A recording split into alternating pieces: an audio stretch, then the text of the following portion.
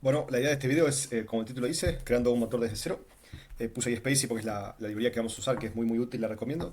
En este caso sería un motor de búsqueda, digamos, para documentos y bueno, desde cero tal vez un poco simplificado, porque vamos a usar Spacey que es una librería muy muy útil, la recomiendo, nos va a simplificar mucho el trabajo y por ahí tendríamos que escribir cientos de líneas de código cuando con Space lo podemos hacer con solo algunas. Entonces, ¿de qué se trata? Digamos, un motor de búsqueda. Hoy en día ya estamos muy acostumbrados por ahí con Google, pero nos tenemos que poner o pensar esto en la piel, no sé, de un bibliotecario hace 200 años. Alguien venía y le pedía tal vez, no sé, un libro de Copérnico y el tipo este que le devolvía, o sea, qué libro de astronomía, una bibliografía de Copérnico. Básicamente entender un poco cómo funciona la similitud entre documentos. Cuando digo documentos es un nombre genérico. Un documento puede ser una nota en el diario, puede ser un libro, etcétera. Bueno, voy a ir explicando paso a paso y en algunas partes les voy a cortar para escribir un poco de código y que no dure tanto el video. Empezamos importando BZ2, también pandas. Este BZ2 nos sirve para, digamos, descomprimir. Básicamente los datos que vamos a usar están en JSON, pero bueno, con BZ2 los podemos descomprimir y bueno, con pandas podemos leer el JSON y pasa el JSON a un data frame, que es bastante conveniente a la hora de trabajar. Sería bastante engorroso si no tuviéramos este read guión bajo JSON. Bueno, como dije, es un data frame. Entonces, ¿con qué datos vamos a...? Bueno, para el que no sabe, un data frame o data frame es una tabla, digamos, con filas indexadas y columnas que van a tener, digamos, un nombre. Podemos acceder a los datos tanto por fila como por columna. Entonces, acá decimos, por ejemplo, ahí estaríamos devolviendo el data frame entero. Vemos que tenemos dos columnas, una es descripción y otro nombre. Explico brevemente lo que es el dataset que estamos trabajando. Esto es, voy a ponerlo por acá. Voy a poner este, no, acá, este Google Play Store. Bueno, para quien no sabe, es digamos, donde se encuentran las aplicaciones en Android para descargarlas, algunas pagas, otras no. Y bueno, cada aplicación tiene un nombre, ¿no? Y también una descripción. En general las aplicaciones pueden variar, obviamente, no sé, desde WhatsApp, juegos, no sé, aplicaciones para entrenar, etcétera. Entonces, si queremos acceder por fila al data frame, por ejemplo, le ponemos estas filas. Y bueno, por ejemplo, esta aplicación, Angry Birds, que es un juego. Y si, por ejemplo, para Angry Birds queremos... eh, obviamente esto acá está como truncado, pero en realidad el dato está entero, ¿no? Si queremos la descripción entera, vemos que para Angry Birds tenemos esto. Entonces, eh, si creamos un motor de búsqueda, está claro que si alguien nos pasa como búsqueda Angry Birds, eh, deberíamos devolver esta aplicación, ¿no? Deberíamos devolver esta. Pero si alguien pasa Birds o solo Río o solo Angry, ¿qué tanto influye? Obviamente, lo voy a explicar más adelante, pero vamos a recibir un query o una consulta y la que mejor matche la descripción va a ser la aplicación que devolvamos. Vamos a ver el tamaño del dataset. Básicamente tenemos 1614 filas, que básicamente son aplicaciones, y las dos columnas, que son descripción y nombre. El primer paso, como voy a poner un poquito de texto, el primer paso, como casi siempre en Machine Learning, vamos a hacer un preprocesamiento. Procesamiento, insisto en agregar Spacey porque sería bastante engorroso sin poder utilizar Spacey. Bien, vamos a hacer el procesamiento que vamos a hacer. Primero va a ser, o sea, vamos a preprocesar este texto. El primero que vamos a hacer es tokenización, que básicamente significa que, digamos, estas palabras, digamos, como que cada palabra pasa a ser un token, la vamos a llamar así token. Después vamos a eliminar stopwords. No, esto voy a poner mejor. Vamos a poner acá. Eliminar stopwords, que stopwords son palabras como un y sí, pero básicamente son palabras que no tienen, bueno, no que no tienen sentido, pero que sí que no agregan a un texto. Digamos, si en un texto sé que aparece la palabra pero 30 veces no me dice nada acerca del texto, digamos, no me da un significado acerca de si el texto. Recordemos que la búsqueda es encontrar un significado en el texto, ¿no? Después tenemos lo que se conoce como lematización, que básicamente esto es llevar la palabra a su raíz, digamos. Si tenemos palabra como perros, por ejemplo, vamos a tener perro, o sea, llevar del plural al singular. Y si tenemos un verbo conjugado como corriendo, va a pasar a ser correr, o sea, pasa a la base. Obviamente todo esto va a ser en inglés, desafortunadamente el dataset está en inglés y bueno, o sea, si bien los ejemplos los doy en español acá, después lo vamos a terminar haciendo en inglés. Y después vamos a eliminar todo lo que contenga, digamos, caracteres no alfabéticos. Caracteres no alfabéticos. Como por ejemplo, si hay un signo de porcentaje, un signo de pesos o unos números, los vamos a también borrar.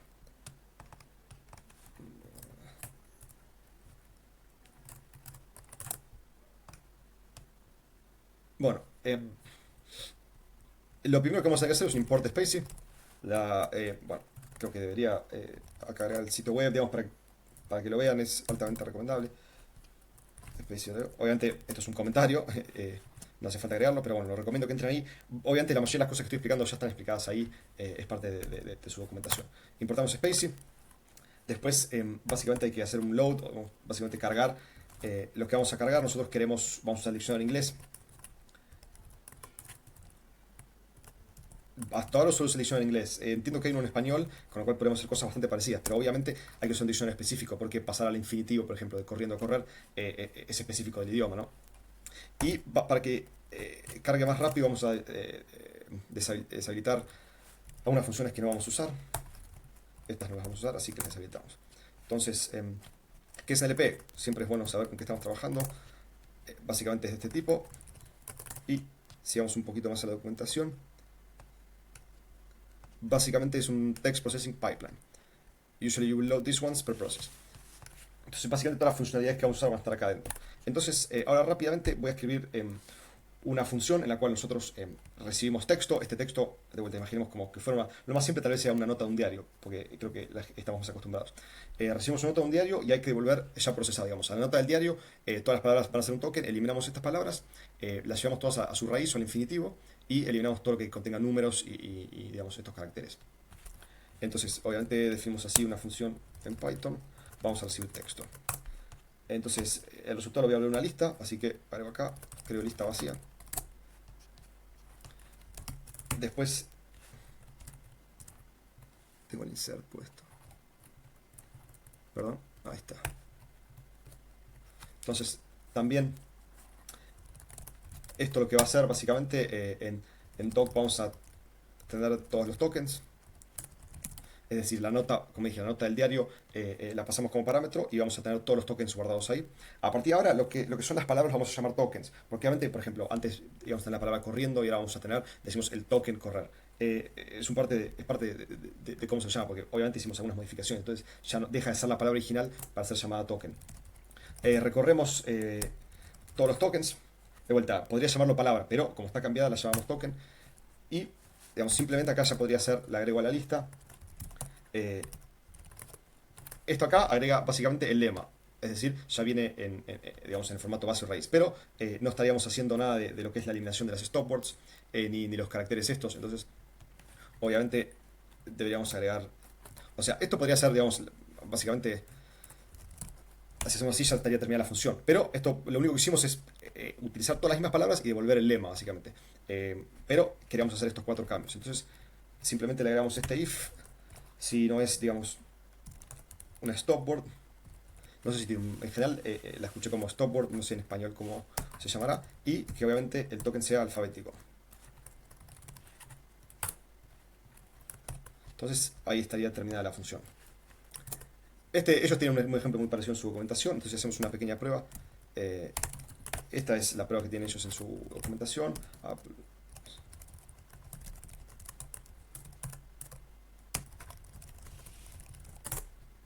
Básicamente esta nota en inglés dice Apple, la empresa Apple está intentando o viendo de comprar Startups UK, es el Reino Unido, por $1 billón. Y bueno, básicamente está haciendo lo que le pedimos. Apple queda como Apple, es una stopword, porque especifica no está agregando nada, looking la pasa al infinitivo, at es una stopword, la saca, esta la pasa al infinitivo, esto tiene carácter no alfabético, la quita, startup queda startup, esto es un stopword, lo quita, esto también tiene no alfabéticos, entonces lo quita, y billón queda como billón. Si queremos por ahí ver paso a paso lo que está haciendo adentro, podemos, por ejemplo, esperamos podemos hacer así, por ejemplo, y vemos que doc, como mencioné, tiene todos los tokens adentro. Entonces, no sé, podríamos hacer esto para que si después quieren jugar o hacer lo que quieran. Podemos hacer, por ejemplo, print del lema, ¿sí? Entonces, eso imprime todos los lemas. Como dije, en infinitivo. Vemos, por ejemplo, is, que en infinitivo es be. Esto es el verbo infinitivo en inglés. Em, y, por ejemplo, también vemos que estos son verdaderos y falsos. Básicamente nos dice si es un stopword o no. Así como hay esas opciones, les recomiendo que chequen la documentación. Hay muchas cosas más para jugar. Pero bueno, vamos a borrar esto. Entonces, repasando brevemente esto, acá en doc se guardan todos los tokens, como ya vimos, es de ese tipo especial. Y después al recorrerlo nos da la posibilidad de hacer este tipo de transformaciones.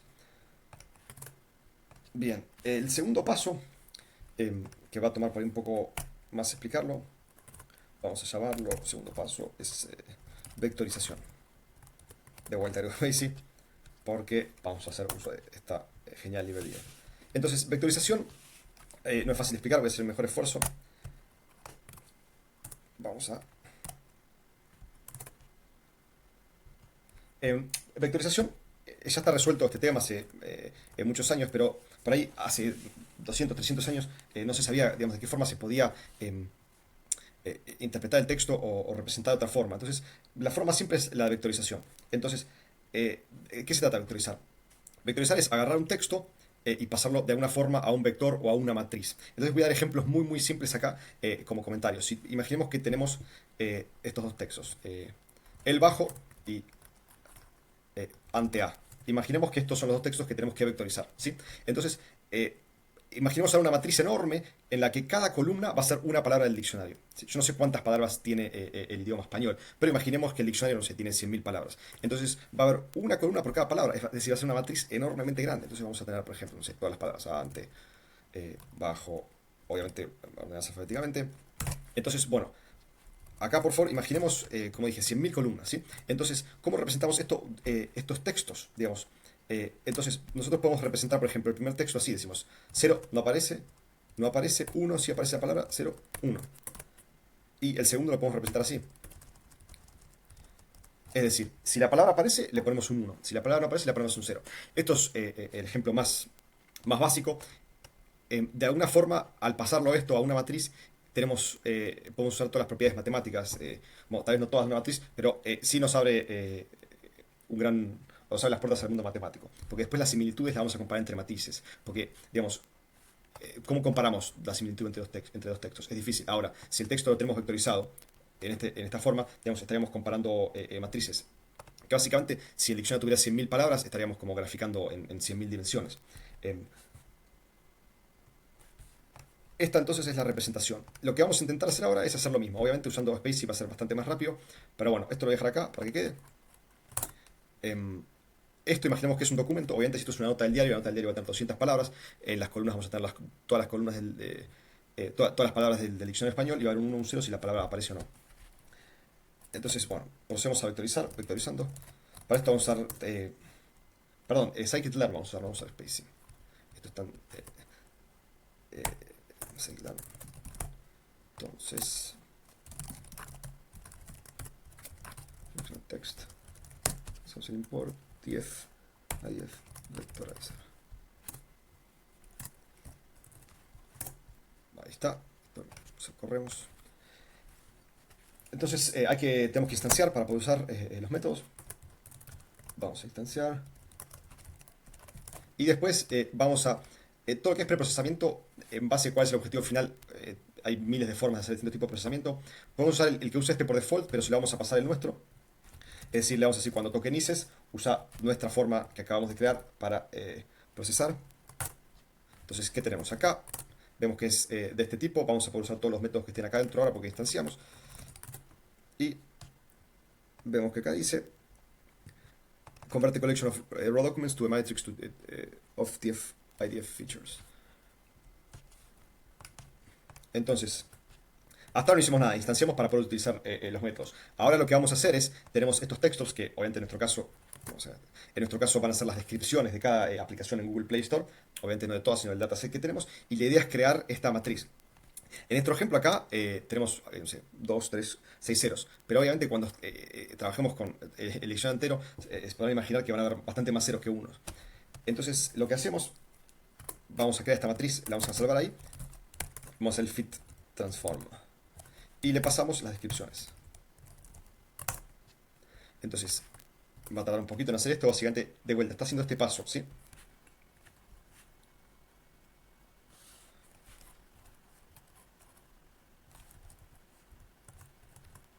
Vamos a ver qué tipo es cuando termine. Vamos a ver también el tamaño que tiene.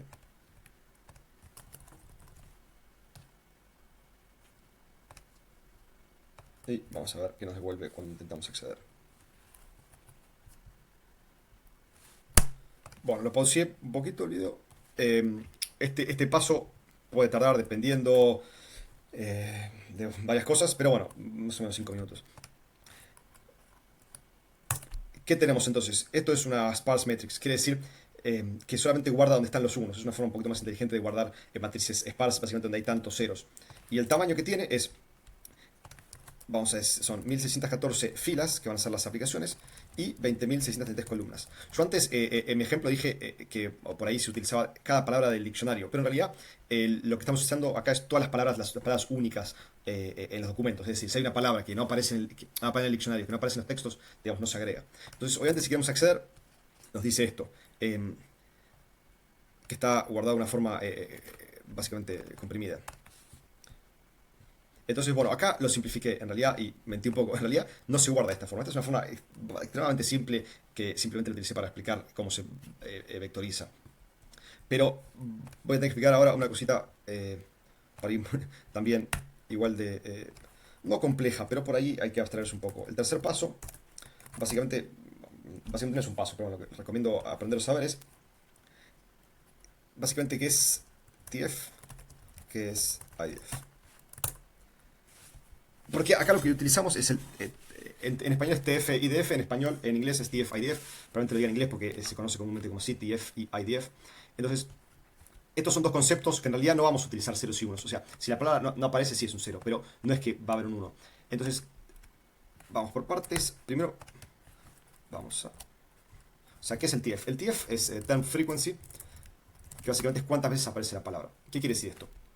Que si nosotros, por ejemplo, buscamos la palabra River, que es un club en Argentina, digamos, si después hay una nota de un diario donde River aparece 6 veces, digamos, tiene term frequency 6. Ahora hay otra nota al diario donde River aparece 3 veces, entonces decimos que este tiene un term frequency más alto que el segundo. Es algo para ir medio obvio, pero tiene una pequeña vueltita de tuerca que es relativo, obviamente, a n. ¿Sí? Vamos a decir, si River aparece 3 veces en un texto de 10 palabras, bueno, evidentemente el texto habla bastante a River. Ahora, si River aparece 6 veces en un texto por ahí de 500.000 palabras, en realidad no está hablando mucho de River, ¿sí? Entonces, el TF básicamente es la frecuencia, el término o la palabra, pero también relativa al tamaño del texto, porque importa. Y después el segundo, uno pensaría como, bueno, listo, ya está. Si la palabra aparece muchas veces en un texto chiquito, habla de ese término. ¿Y qué más habría que agregar? Digamos, hay que diferenciar el TF, es un valor que se le da a cada palabra en cada documento. De vuelta, cuando digo documento, imaginemos una nota de un diario, que es lo más simple. Ahora, el IDF es el inverse, si no me recuerdo mal, document frequency, ¿sí? Entonces, ¿qué quiere decir esto? Como por ejemplo, el ejemplo que dije antes, por ejemplo, aparece la palabra River 3 veces en un texto de 10 palabras. Y nosotros tendemos a pensar, bueno, este texto está hablando de River. Pero la realidad es que si la palabra River aparece en absolutamente todos los textos, o todas las notas, evidentemente no está hablando mucho de River. Por ejemplo, si nosotros vamos al sitio web de River y no sé, de repente hay un campo de búsqueda y ponemos River, básicamente no estamos buscando un término que aparece en todos los documentos. Entonces, el IDF trata de eso.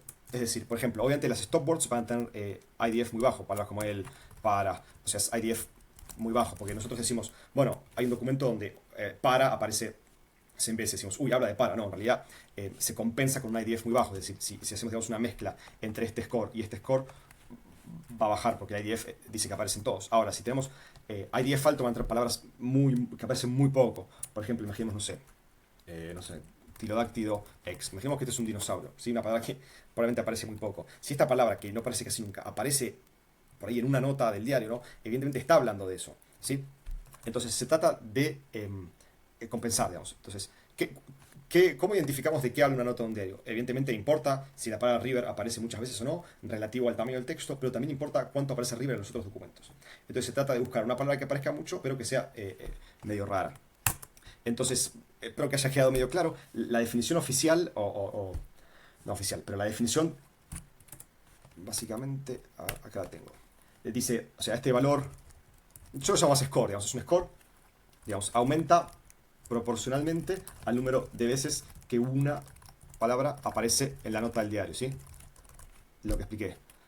Pero obviamente es compensada por la frecuencia de la palabra en todas las otras notas de los diarios, vamos a decir. Entonces, Espero que así haya quedado claro. Entonces, para identificar claramente una nota que habla de River, en realidad diríamos que tendría que aparecer, digamos, varias veces y a su vez no aparecer en otros documentos. Entonces, ahí sí sabríamos que está hablando de River. Ahora, si vamos a sitio web de River y buscamos una nota de River, se nos va a hacer imposible. Todo el calor, el cálculo de este valor, lo va a hacer obviamente, lo vamos a hacer con la librería esta. Entonces, vamos a usar NumPy también. Lo importante es NumPy. No, vamos a importar NumPy.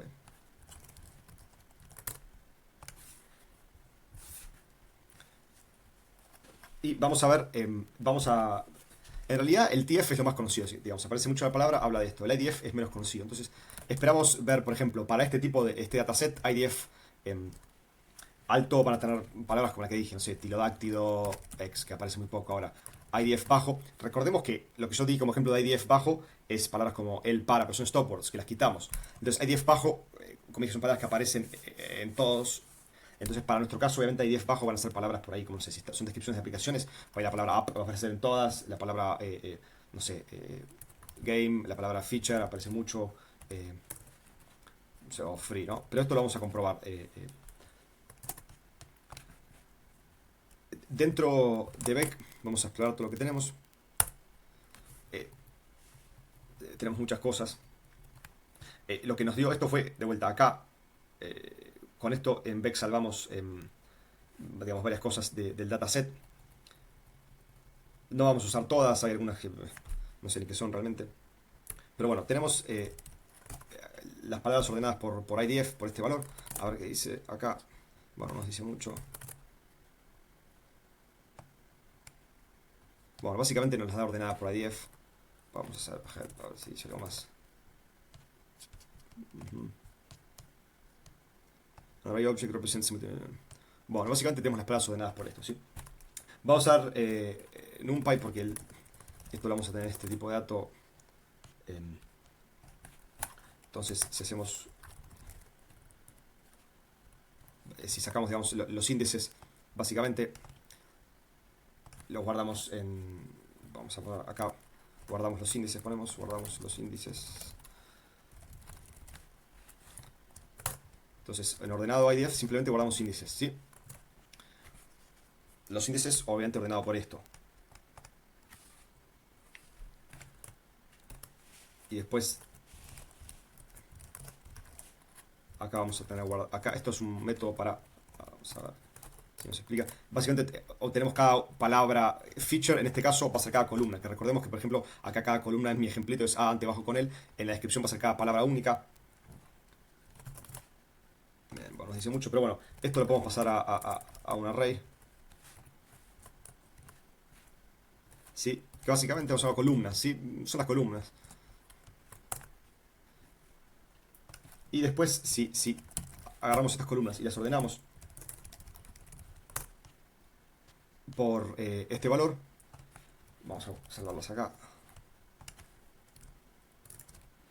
Vamos a tener los términos, o sea, términos o cada palabra ordenada por IDF. Si hacemos un print, tenemos los términos de la posición, vamos a hacer los primeros 10. No, términos. Está en orden ascendente, es decir, estas palabras tienen el IDF más bajo. Es decir, la palabra game tiene un IDF bien bajo, es decir, aparece en todos los textos. La palabra play tiene un IDF bien bajo, aparece en todos los textos. Entonces, nada, esto simplemente era para mostrar ejemplos reales de IDF bajos. O sea, son palabras que aparecen en todos los textos. Entonces, hasta ahora básicamente simplemente expliqué lo que era el concepto del TF-IDF, expliqué cómo es vectorizar, hicimos un preprocesamiento. Ahora vamos a crear el motor en sí, que lo voy a parar un poco para adelantar en el código. Bueno, tampoco es tanto, lo podemos escribir rápido y lo voy explicando cada línea, tal vez esta sea mejor. Vamos a decir que el cuarto paso es el motor, digamos. Vamos a crear, porque hasta ahora lo que había dicho es que el motor sería básicamente pasamos una consulta y devolvemos los documentos más relacionados. Lo que dije al principio, si alguien nos dice, éramos un bibliotecario hace 300 años, alguien nos dice Copérnico, que devolvemos, digamos, si una nota de un diario que habla de Copérnico, una bibliografía de Copérnico o un libro de, no sé, de astronomía. Entonces, vamos a recibir query o una consulta en español sería. y decimos que vamos a devolver, o sea, somos unos bibliotecarios generosos, vemos los 10 documentos más parecidos a lo que busca.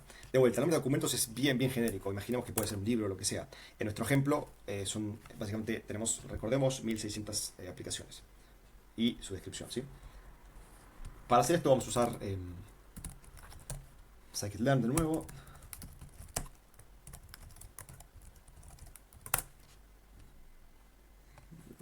Mal. Sí, entonces, Nearest Neighbors es tan especial, ahora que de vuelta hay que hacer como digamos, una abstracción. Imaginemos este ejemplo simple. ¿Sí? Al vectorizar, como expliqué, estamos pasando un documento digamos, al espacio. ¿Sí? En este caso, bueno, son 5 dimensiones.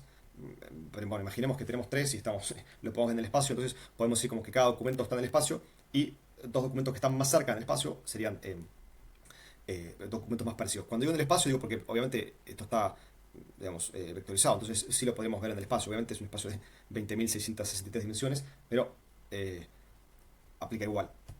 Entonces, esto es lo que se conoce como aprendizaje no supervisado. O sea, en el espacio vamos a tener, imaginemos en el espacio, cada documento separadito y básicamente nosotros vamos a hacer una consulta y la consulta se va a ubicar en algún punto del espacio y vamos a devolver los 10 documentos que estén más cerca a nuestra consulta en el espacio. Instanciamos, como siempre, para poder usar los métodos. Vamos a hacerlo ahí. No, primero vamos a brevemente leer el help.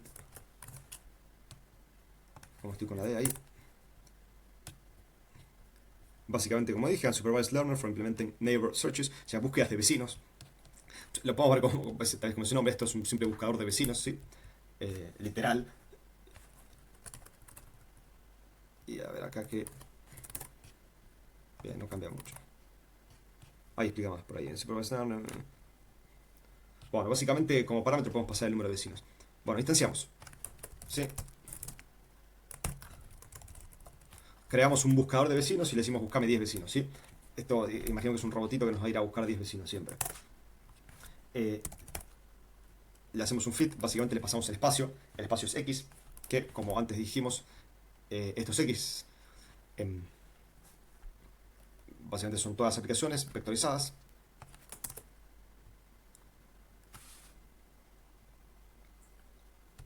Entonces si ahora quisiéramos definir una función breve donde pasemos una consulta y devuelva los 10 vecinos más cercanos, vamos a definirla así. Vamos a poner búsqueda en inglés. Recibe un query, que es una consulta. Básicamente, primero la consulta, que es, en el ejemplo que puse Copérnico, hay que pasarla, hay que vectorizarla, hay que ponerla en el espacio, ¿sí? Que de vuelta en el espacio estamos trabajando con 20.663 dimensiones. Y para pasarla así, utilizamos vec y decimos transformame. Como este método solo trabaja con iterables, hay que pasarla así, como una lista. Y después podemos usar este método que básicamente va a devolver los vecinos. Devuelve o sea, los 10 vecinos más cercanos y a qué distancia están. La distancia no nos interesa. Nosotros lo que dijimos es, o sea, si alguien pide un libro, dice Copérnico, y le tenemos que devolver los 10 libros más cercanos a Copérnico, no le interesa la distancia, simplemente quiere saber los 10 libros. No, esto iría acá. Entonces, después, obviamente acá tiene los índices y los tenemos que ir a buscar al dataframe donde están los datos. Le pasamos esos índices, ¿sí? Entonces, por ejemplo, si usamos la búsqueda ahora, no sé, por ejemplo, búsqueda Angry Birds. Pero siempre usa de. Ahí está. Ahora. Otro error más. A ver qué dice. Expected one got to. Enter distance false. No, esto no es. A ver.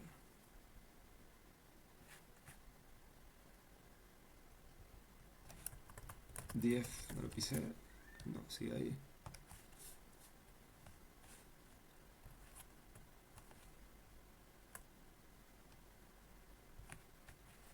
A ver, vamos a ver.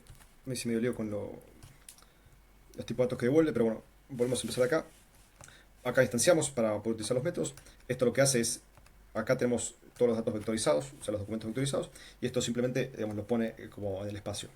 Obviamente en el espacio, documentos parecidos que hablen de River, por ejemplo, van a estar más cerca. Entonces, ahora la consulta también hay que pasarla al mismo espacio.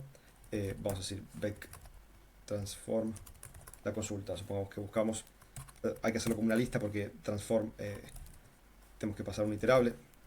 Si vemos acá, transform parameters tiene que ser un iterable. Entonces, por eso una lista. Entonces, esta va a ser, digamos, la consulta, pero pasada al espacio, digamos. Acá tenemos texto y le estamos pasando el espacio, ¿sí? El espacio tiene que ser de estas dimensiones, es decir, básicamente va a ser, digamos, vamos a tener 20.663 columnas donde todo va a estar cero excepto por estas dos palabras.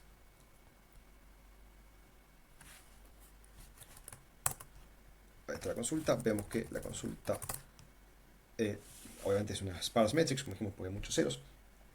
Y después, entonces, lo que hay que hacer es usar este método que va a encontrar los vecinos en sí, digamos, los vecinos. Le pasamos la consulta y ahí tenemos el resultado. Básicamente esta es la distancia y estos son el índice de lo que hay que volver. Ahora, si una persona nos pide, no sé, Copérnico, el mismo ejemplo, a la persona claramente no le interesa qué tan cerca está del espacio en su búsqueda. Entonces, con este parámetro quitamos la distancia, ¿sí? Entonces, este es simplemente los índices, básicamente los libros que tendríamos que volver en el caso de Copérnico. Esto es en un PyArray. Es mejor trabajar en pandas, por lo cual tenemos la función squeeze, que si digamos, el dato es una sola columna, lo pasa a un series de panda. Entonces, obviamente esto vemos que es lo mismo, pero debería ser. Cuando lo salvemos lo va a pasar. Acá vamos a tener los índices, básicamente.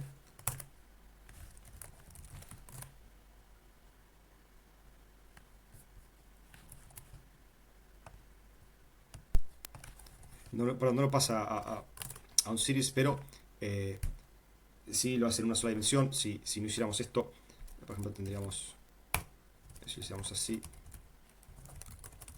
sin empezar de agrego, consultar. Si lo hiciéramos así, sin el squeeze, vemos que vamos a tener en realidad, digamos, un row y 10 columnas. En cambio, de la otra forma, básicamente el squeeze es, vamos a apretujar, sería la traducción. Sí, sería, digamos, 10 filas.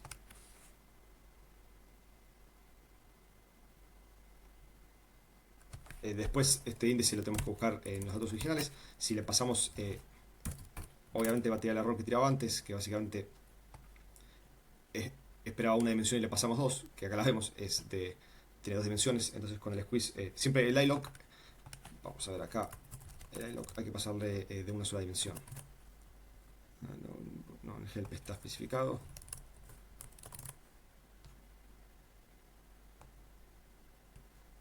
Bueno, ves, inputs puede ser un entero, digamos, pero siempre tiene que ser de una sola dimensión.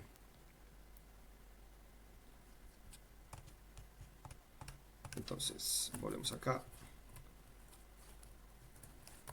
Con este nos da el error, ahora con este índice es que tiene una sola dimensión. Las dimensiones es el número de columnas, básicamente. Acá, se imprime, acá estamos trabajando con 10 columnas, en cambio, se ve igual, pero adentro nos damos cuenta que el shape es distinto. Son 10 filas, una sola dimensión, una sola columna. Y ahí tenemos, solamente Angry Birds rankeó primero, y así está. Entonces, para hacer un resumen rápido, espero que no haya sido bastante largo el video. Primero, el dataset tiene que ser texto, ¿sí? Hacemos un preprocesamiento, esto es, digamos, APHR, el que les parezca. Digamos, en este caso fue remover las palabras stop, estas un y pero, y todo lo que no tenga, todo lo que tenga que tener alfabéticos. Después, esto es común, digamos, siempre hay que trabajar con el lema en infinitivo. Después vectorizando, este fue el ejemplo, digamos, cómo representar un texto mediante un vector. Después el TF-IDF, que dije que en realidad esto es mentira, no se usa 0 y 1, sino que se usa estos valores. TF-IDF aumenta proporcionalmente al número de veces que una palabra aparece en la nota del diario, pero es compensada por la frecuencia de la palabra en todas las otras notas de los diarios. Como dije, lo ideal sería que alguien venga y busque Tilodáctilo X. Aparece en un solo libro, entonces listo, solo le podemos dar ese libro, por poner un ejemplo por ahí tonto. Y bueno, el motor en sí, obviamente hay que usar un machine learning. Este es nearest vecinos, nearest neighbors, básicamente los vecinos más cerca. Es unsupervised, sin supervisión.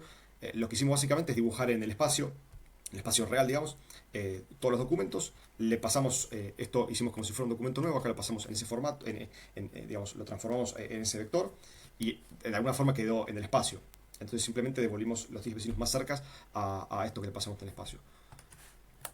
Después, si queremos, no sé, otra consulta puede ser, vamos, no sé, de Archery, a ver cuántos hay, Archery. La consulta va a estar en ese mismo formato. Y ahí tenemos todos los 10 más parecidos de Archery. Como dijimos, devuelve los 10 más parecidos, básicamente. Puede ser algo que no tenga nada que ver, pero son los 10 más parecidos. Lo mismo tal vez en Google cuando no sé, se corre la página 8, 9, 10. Los resultados ya pierden un poco el sentido de lo que empezamos a buscar. Y así termina el video. Hay más para jugar. Recomiendo que utilicen esta librería Spicy donde tienen ejemplos parecidos a este y de hecho tiene un curso gratuito que es muy bueno.